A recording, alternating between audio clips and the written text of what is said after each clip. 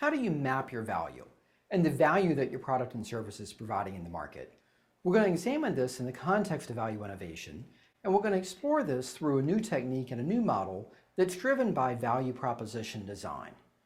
With value proposition design, we're really looking at the element of fit regarding two areas. One is the value map, the value proposition map, and the other is the customer profile, and that would be the customer segment profile. When we examine the value map, this really works to describe the features of a specific value proposition in your business model. To put it more simply, we want to look at three things. We want to look at the product and services that a value proposition is built around. So kind of what do you do, or what's the benefit of what you do? We want to look at the pain relievers of how your product and services alleviate customer pains, inconveniences, undesirable elements. And thirdly, we want to look at the gain creators. What is it that you're doing that enables customers to have benefits and to improve their lives in some way?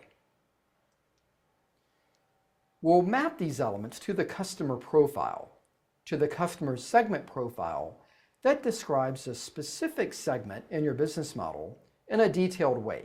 And we're going to look at that along three different facets. One is customer jobs, really working to understand what customers are trying to get done in their work, in their personal life, and in some expression of their own wants and needs. We're also going to look at the pains, the bad outcomes, the risk, the undesirable elements that are related to those jobs.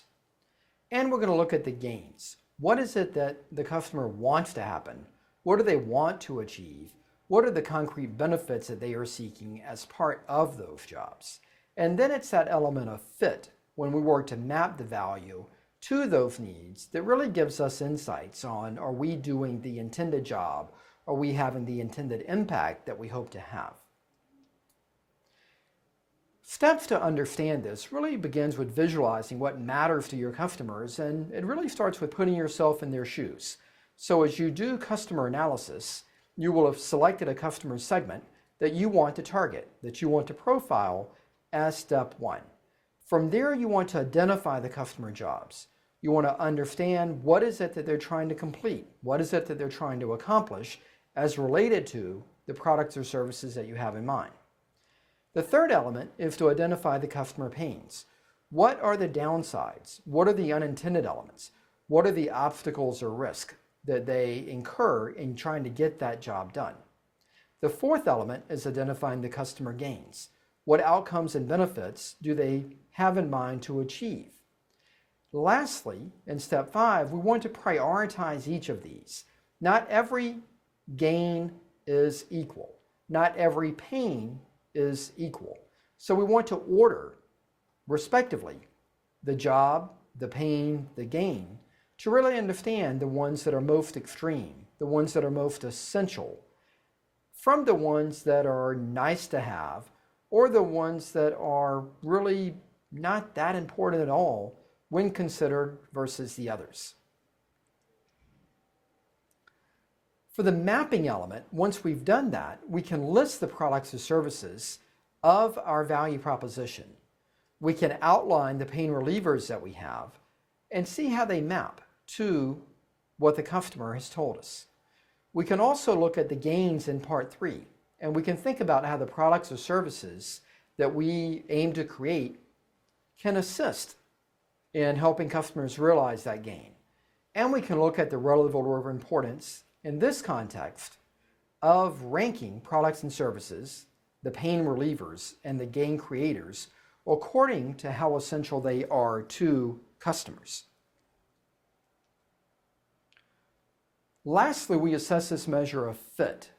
Once we have outlined and defined our value proposition on the left-hand side, we can, one, be sure that we have accounted for all the various elements that we believe add value.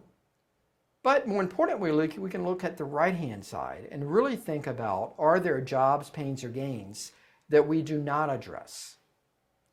This helps us in determining, are there elements that we need to rethink or redesign in our value proposition, in the features and benefits of our product? Or are there elements that we spend a lot of time or spend a lot of money in developing that aren't that important, that we may be able to remove and then refocus those elements? So this brings us back to thinking about different elements of the value curve.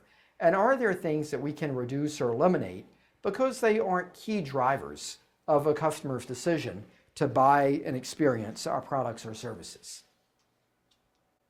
So in summary, when we think about value proposition design, we want to start with seeking some evidence, hearing that voice of the customer about what do they care about, specifically what jobs, pains, and gains do they experience. We want to design our value proposition towards that and test that. We want to look to evidence that gives us some idea that what we're doing really creates value and creates sustainable value in the marketplace.